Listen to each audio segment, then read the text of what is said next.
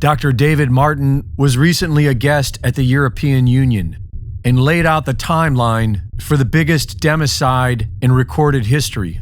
You can see the full video on band.video. This is my short edit. Coronavirus was identified in 1965 as one of the first infectious replicatable viral models that could be used to modify a series of other experiences of the human condition. What's particularly interesting about its isolation in 1965 was that it was immediately identified as a pathogen that could be used and modified for a whole host of reasons. In 1966, the very first COV coronavirus model was used as a transatlantic biological experiment in human manipulation. And in 1967, we did the first human trials on inoculating people with modified coronavirus. The common cold was turned into a chimera in the 1970s.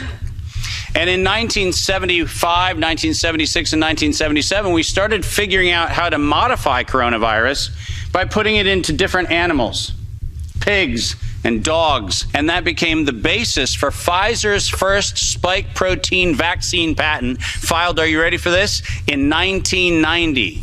And in 1990, they found out that there was a problem with vaccines. They didn't work.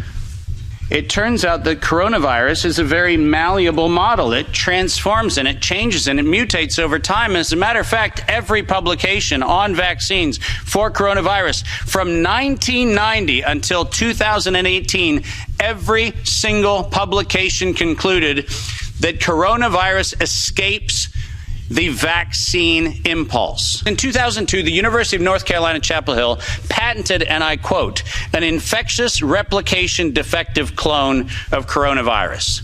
And that work, patented at the University of North Carolina, Chapel Hill, mysteriously preceded SARS 1.0 by a year. In 2005, this particular pathogen was specifically labeled as a bioterrorism and bioweapon platform technology. And from 2005 onwards, it was actually a biowarfare enabling agent, its official classification. We have been lured into believing that EcoHealth Alliance and DARPA and all of these organizations are what we should be pointing to, but we've been specifically requested to ignore the facts that over $10 billion have been funneled through black operations through the check of Anthony Fauci and a side-by-side ledger where NIAID has a balance sheet and next to it is a biodefense balance sheet equivalent dollar-for-dollar matching that no one in the media talks about.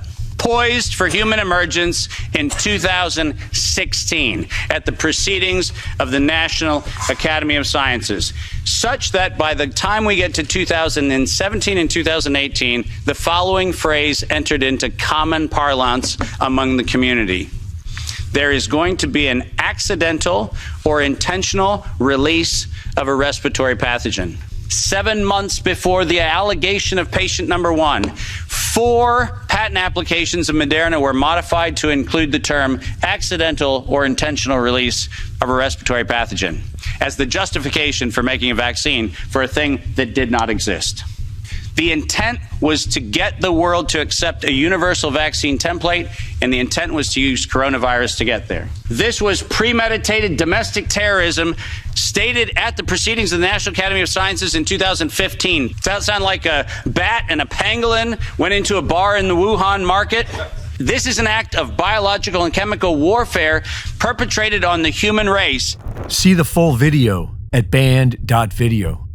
On this Memorial Day weekend, let us remember our friends and family that we've lost in this war against we the people being waged by our own government.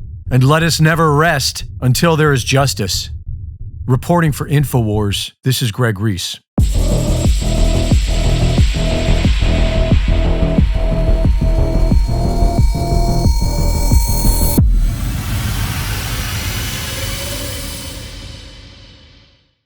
Thank you for watching the latest Greg Reese Report.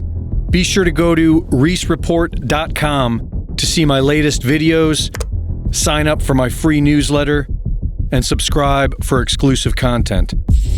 And be sure to support my sponsor at InfoWarsStore.com.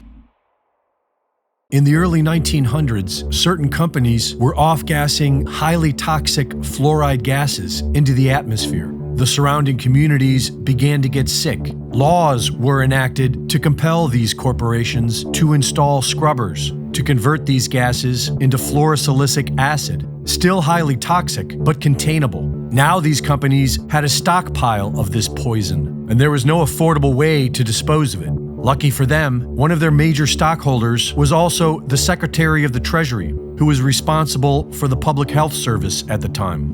And by 1950, the US government began buying this toxic, untreated industrial waste product and dumping it into our drinking water. Reputable studies show that it's causing various cancers and other disease. With the Alexa Pure Pro, you can have clean drinking water and a remedy to this madness. Available now at InfoWarsStore.com.